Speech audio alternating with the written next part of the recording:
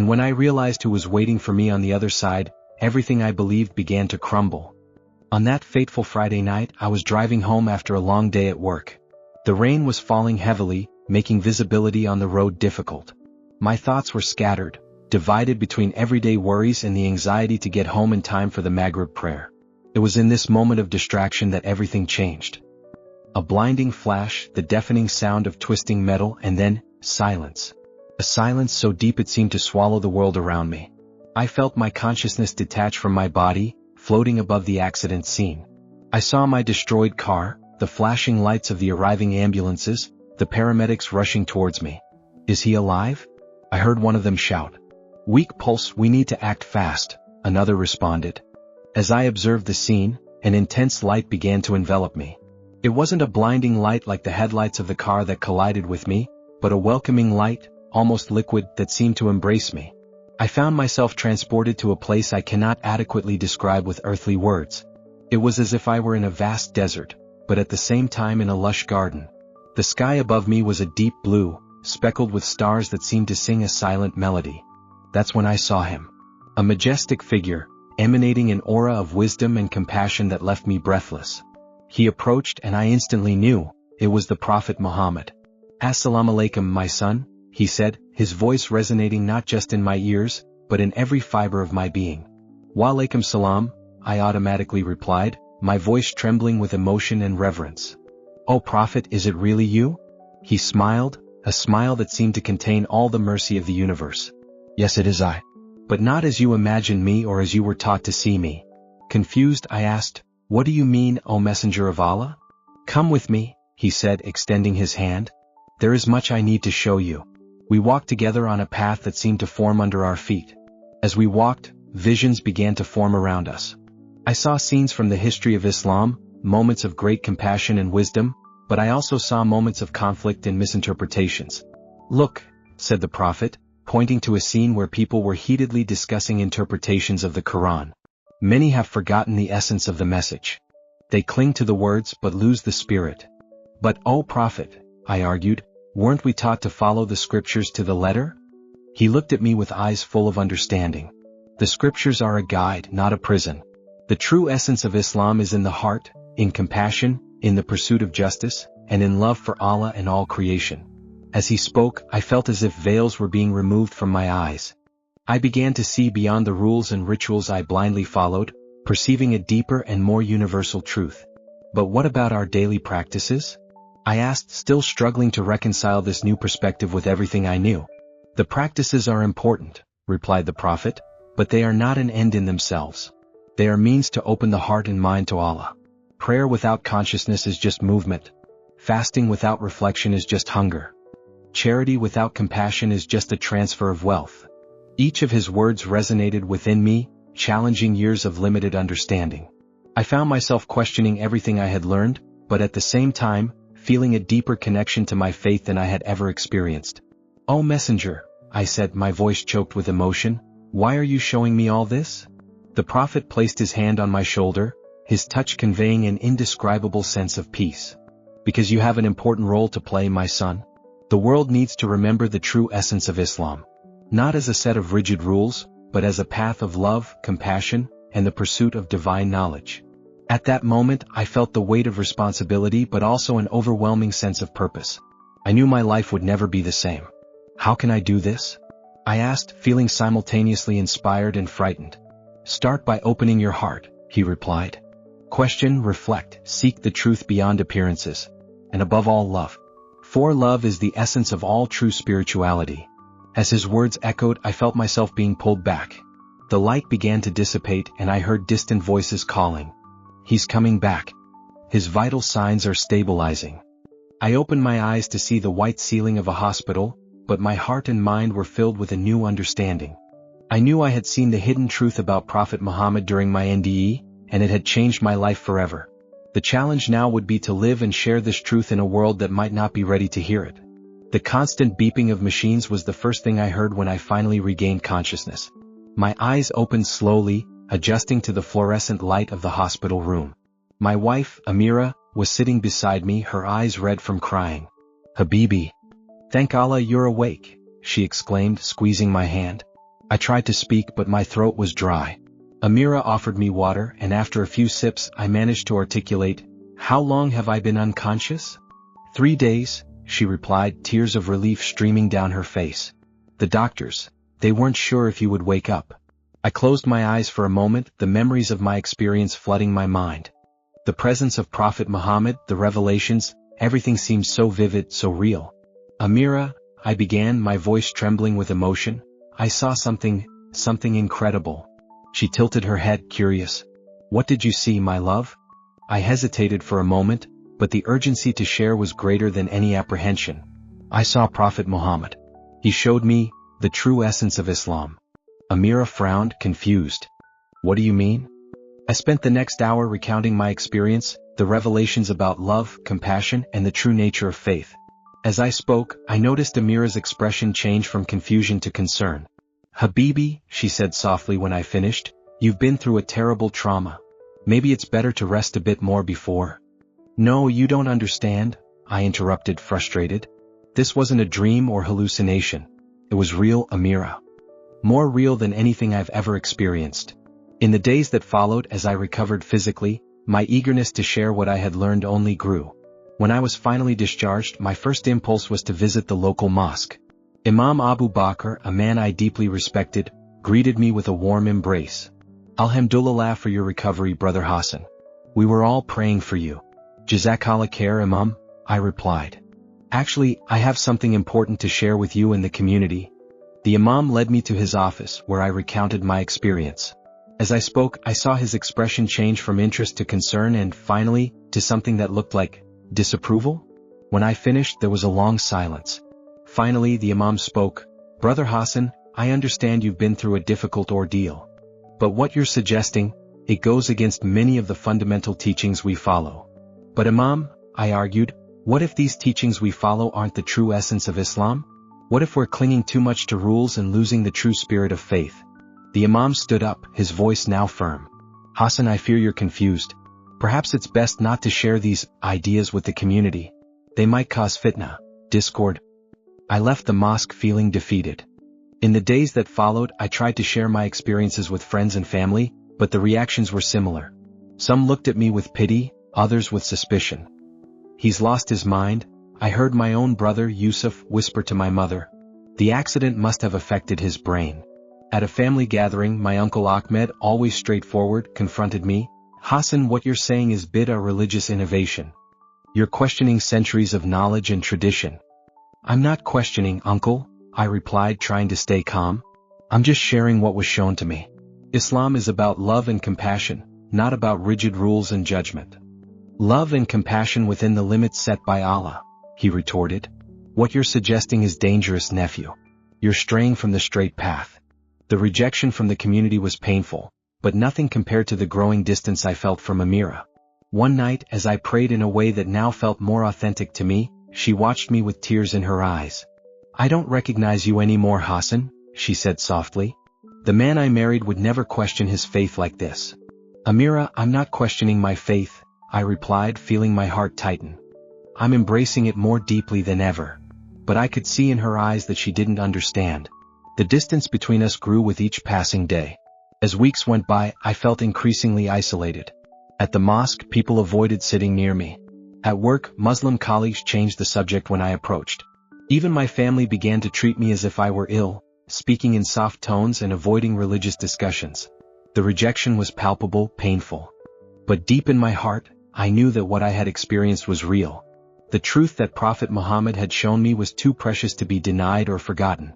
One night, alone in my prayer room, I wept. "Oh Allah," I pleaded, "why did you show me this truth if no one is ready to hear it? How can I fulfill this mission if everyone rejects me?"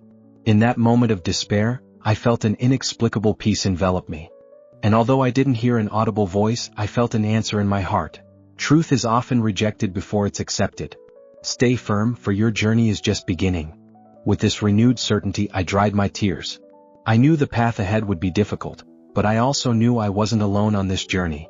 The truth I had discovered was greater than the rejection I faced, and I was determined to live it, no matter the cost. The isolation that followed the rejection from my community was, paradoxically, both painful and liberating. Removed from the expectations and judgments of others, I found myself in a space of deep reflection. My apartment, once a shared refuge with Amira, became my involuntary spiritual retreat after she decided to take a break from our marriage. One morning, as I contemplated the sunrise from my balcony, I heard a familiar voice, "Assalamu alaikum, Hassan." It was Fatima, my elderly neighbor, a widow who always had a kind smile for everyone. "Wa alaikum assalam, Aunt Fatima," I replied, surprised that someone was still willingly speaking to me. She approached, her eyes full of compassion. "I've been watching you, my son. I see the pain in your eyes, but I also see something else, a light." I hesitated for a moment, fearing more rejection, but something in Fatima's gentleness encouraged me. "Aunt, do you believe it's possible that our understanding of Islam might be incomplete?" She smiled, a smile that seemed to contain the wisdom of ages. "Hassan, Islam is like a deep ocean. Some of us are content to play on the beach, others venture a little deeper. But few have the courage to dive into the depths." Her words ignited a spark within me. "So, you don't think I'm crazy or misguided?" Fatima laughed softly. "My dear, true seekers have always seemed crazy to those who fear to question. Come have some tea with me. I have something to show you."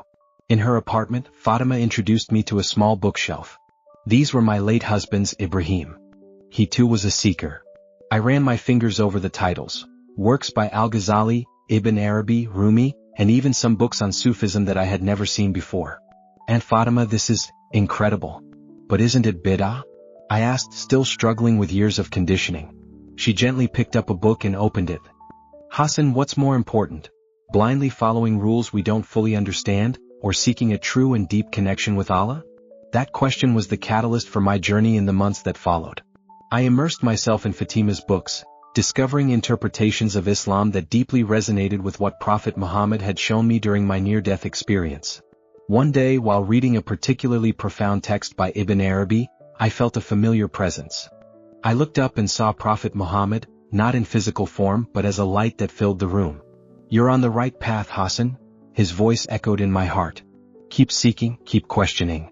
"But Prophet," I replied, tears in my eyes, "it's so lonely. I miss my community, my family." "The true community will come, my son. Those who seek the truth always find each other." And he was right. Through Fatima, I was introduced to a small group of spiritual seekers who met weekly to discuss and meditate. It was an eclectic mix. Muslims from different backgrounds, some Sufis, and even people from other faiths who were curious about Islam. In one of these meetings, I met Karim, a young imam who had gone through a journey similar to mine. When I started questioning traditional interpretations, Karim shared, "I was expelled from my mosque. But I discovered that the true mosque is within us." His words resonated deeply with me. "How did you reconcile your new understanding with traditional teachings?" I asked. Karim smiled. "It's not a matter of reconciliation, Hassan. It's a matter of expansion. The Islam we were taught is like a seed. What we're discovering is the complete tree with all its roots, branches, and fruits." As I delved deeper into this new understanding, I felt my connection with Allah strengthening. Prayers ceased to be a mechanical ritual and became moments of deep communion. The Quran, which I used to recite without much thought, now revealed layers of meaning I had never noticed before. One day, while meditating after far prayer, I had a powerful realization. The Prophet's voice echoed in my mind. True faith is not about blindly following rules, but about cultivating a heart that reflects Allah's attributes: compassion, mercy, wisdom. In that moment, I felt as if a veil had been lifted. I understood that my journey wasn't about rejecting the Islam I knew, but about deepening it, expanding it to encompass a more universal and compassionate understanding. As my spiritual journey deepened, I felt a growing call to share what I had learned. It was no longer enough to keep these revelations to myself. I needed to find a way to help others who, like me, were seeking a deeper connection with their faith. One afternoon, while meditating in the local park, I was approached by a young man who seemed troubled. "You're Hassan, aren't you?" he asked hesitantly. "The man who had the vision of the Prophet?" I nodded, bracing myself for yet another rejection. But to my surprise, the young man sat down beside me, his eyes full of emotion. "My name is Yusuf," he said. I've been struggling with my faith. I heard rumors about your experience and, well, I needed to talk to you." I felt my heart open up to Yusuf. "What's troubling you, brother?" Yusuf sighed deeply. "I've always been told that Islam is about following rules, that Allah punishes us if we don't obey. But That doesn't make sense to me. How can a merciful God be so punitive? His words echoed my own questions from months ago. I placed a hand on his shoulder. Yusuf, what do you think is the heart of Islam? He thought for a moment. Submission to Allah, I guess? And what is submission? I asked gently. Is it blindly following rules, or is it opening your heart to divine love? Yusuf's eyes widened. I've never thought of it that way. I spent the next hour sharing with Yusuf what I had learned about the true essence of Islam. Love, compassion, the pursuit of divine knowledge. I saw the light of understanding grow in his eyes. Hassan, he said when we finished, you should share this with more people. Many of us are lost, seeking answers. Yusuf's words stayed with me. In the days that followed, I reflected deeply on how I could reach more people. That's when I had the idea to organize small spiritual discussion gatherings. I started modestly, inviting Yusuf and a few others who had shown interest. Our first meeting was in Aunt Fatima's living room. Welcome, my dears, Fatima smiled warmly at the small group. I'm happy to offer this space for our spiritual explorations. We began with a brief meditation, and then I opened the dialogue. What does Islam mean to each of you? I asked. The responses were varied and revealing. For me, it's always been about rules, said a woman named Amina. But I've always felt there was something more. I drifted away from religion, confessed another man, Ahmed. The rigid interpretations I heard made me feel that Allah was distant and severe. Hearing their stories, I realized how many were hungry for a deeper and more loving understanding of their faith. Prophet Muhammad showed me, I began feeling the spiritual presence that was now familiar to me, that Islam is fundamentally about love.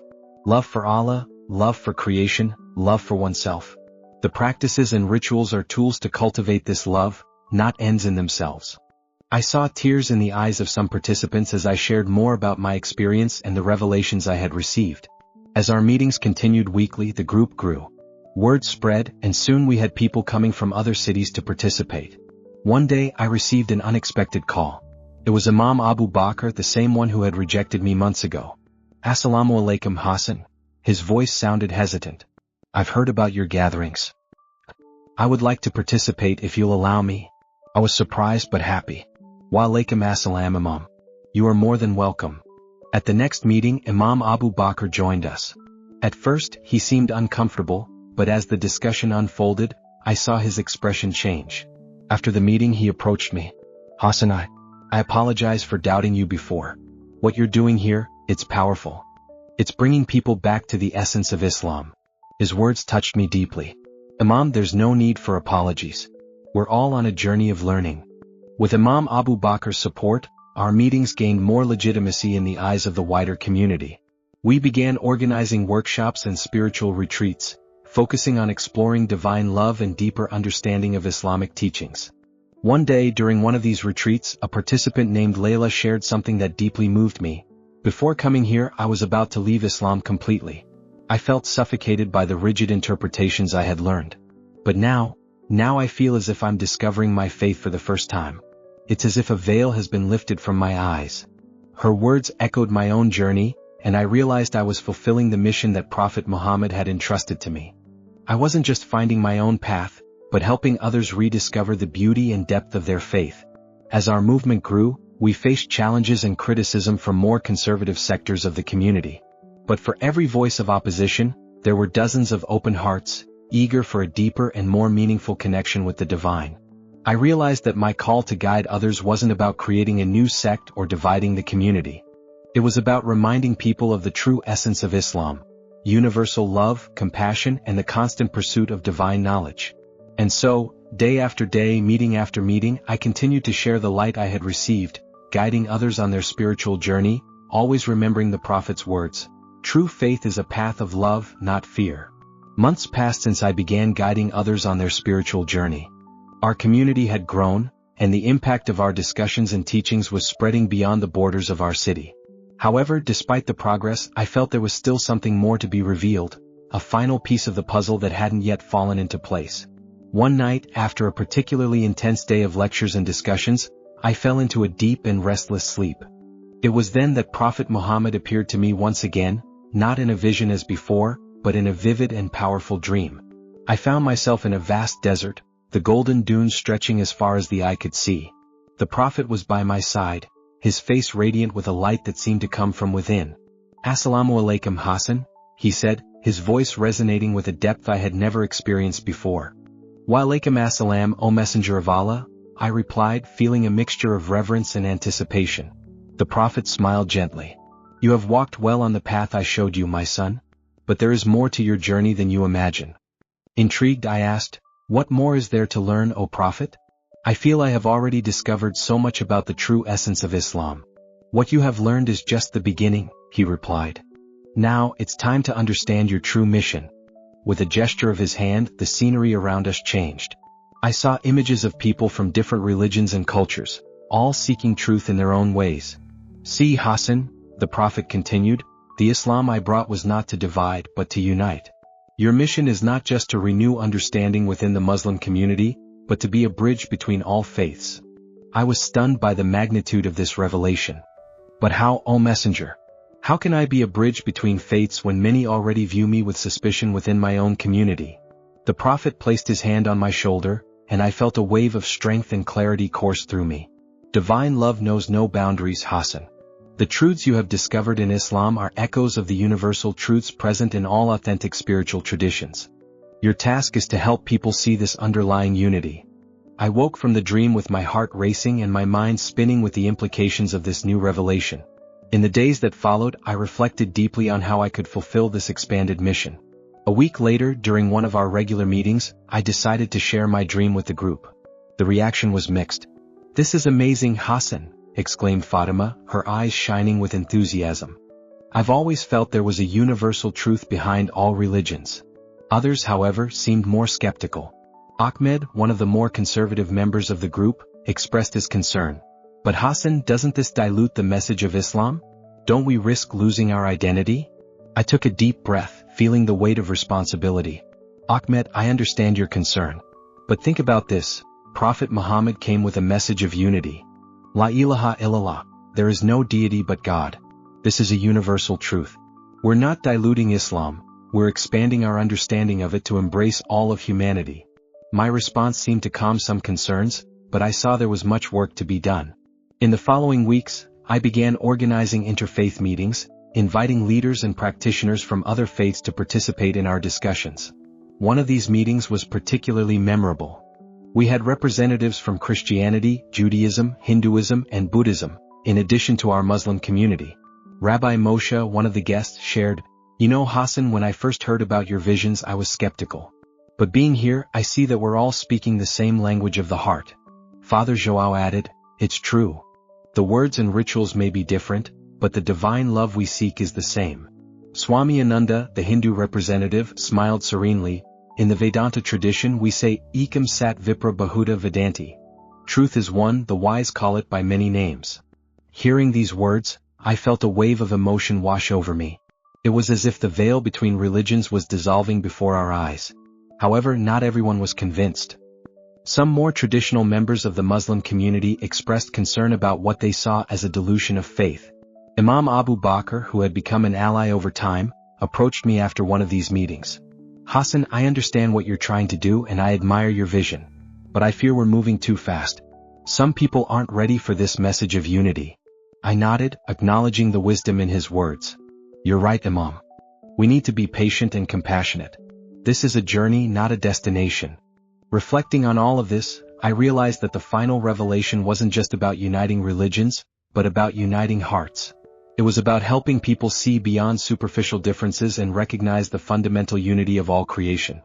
My mission was now clear, to be a bridge not just between different interpretations of Islam, but between all people seeking truth, regardless of their faith or background. It was a monumental challenge, but with each heart that opened, with each mind that expanded, I felt we were one step closer to realizing the vision of unity that Prophet Muhammad had shown me. And so, with renewed determination and a deeper sense of purpose, I continued my journey, knowing that the path ahead would be challenging but infinitely rewarding. The final revelation wasn't an end, but a new beginning, a call to unite humanity under the banner of universal divine love.